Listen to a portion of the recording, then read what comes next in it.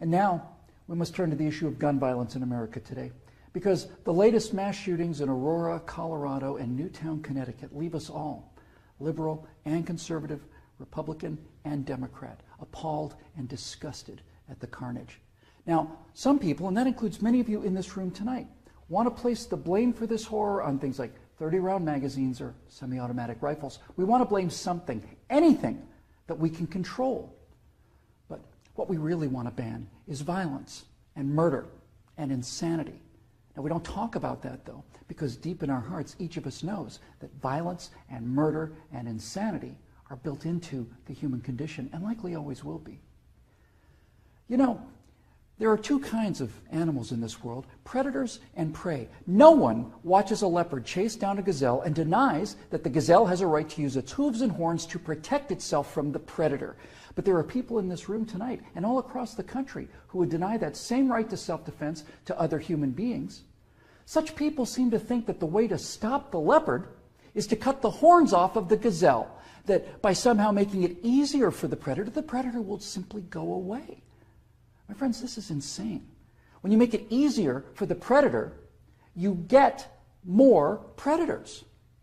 So let's start with the so-called assault weapons, more properly known as semi-automatic rifles. In 2011, the total firearm murders came to 8,583, according to the FBI.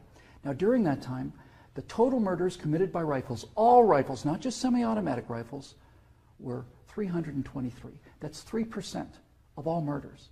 Hammers and clubs kill half again as many people as rifles. Hands and feet murder twice as many. And knives kill 5 times more Americans than all rifles combined. Preventable medical errors kill about 98,000 people per year. Medical malpractice kills more than 12 times as many people as are murdered in the U.S. each year. That's more than 300 times the number killed by all rifles, not just the so-called assault rifles. And yet, no one talks about limits on hammers or knives or doctors or hospitals. No one does that because the good we perceive from hammers and knives and doctors far outweigh their perceived harm. And yet, studies show that firearms prevent anywhere from 800,000 to over 2 million violent crimes every year. The lowest estimate means that 100 times more violent crimes were prevented with firearms than the total murders committed with firearms. That's 100 times as many. Now, in October of 2007, Amanda Collins was walking to her car after a night class at the University of Nevada at Reno. Amanda had a concealed carry permit for her 9mm Glock that she carried for self-defense. Unfortunately for Amanda, UNR is, like most college campuses, a gun-free zone. So, like the law-abiding citizen that she is, she did not have her gun with her in this gun-free zone when she was attacked by James Bila. Bila raped her on the UNR campus less than 300 yards from the campus police office. He then walked away, and a few months later, this human predator went on to murder 19-year-old Breonna Dennison. Amanda Collins went on to say, quote, "I know, having been the first victim, that Breonna Dennison would still be alive had I been able to defend myself that night," unquote. Therefore, I am directing the virtual Attorney General to aggressively challenge any gun control laws that violate Amanda Collins' right not to be raped and Breonna Dennison's right not to be murdered. You're not forced to abandon your First Amendment right when you enter Chicago or New York, or your Fifth Amendment rights when you walk onto a college campus. As virtual president, I will veto on the spot, without hesitation, but with a great deal of pleasure, any and all attempts to destroy any of the Bill of Rights, of the Constitution of the United States of America. Because, when it's all said and done, the Second Amendment to the Constitution is not there to protect us against criminals, and the people calling for gun control know this. That's why they want gun control instead of crime control. That's why they want laws that, at the stroke of a pen, turn law-abiding citizens into criminals. The Second Amendment is there to protect the American people from tyranny. The Second Amendment is there to protect the American people from politicians. The Second Amendment is there to protect the American people from us.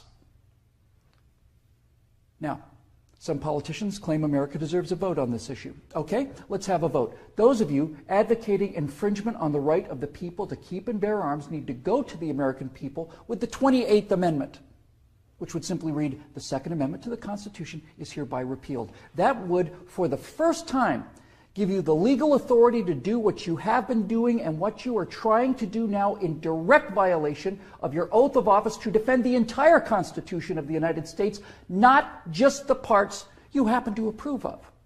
So go ahead, go to the American people and tell them that ultimate power is no longer to be vested in the people who can't be trusted with that power according to you. Tell them only the government can have that power now. You go out there and try to convince the people of the 38 states that you're going to need to get that amendment passed to agree with your opinion of them versus their opinion of you. I dare you. 12 million unarmed men, women, and children were unable to resist being murdered by their own National Socialist government in Germany. Perhaps 50 million unarmed men, women, and children were murdered by their own Union of Soviet Socialist Republics. 50 million Chinese murdered by their own government under Mao, who also disarmed his people.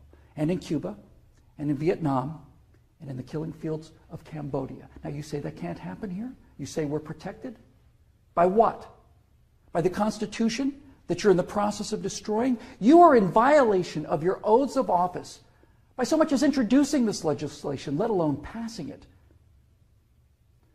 My fellow Americans, the previous inhabitants of this chamber watched as 100 million people were murdered after being disarmed by their own governments. Every single one of those men, women, and children were as real and precious and irreplaceable as the children at Newtown. And I tell you here and now that I will be damned if I will let that happen to the American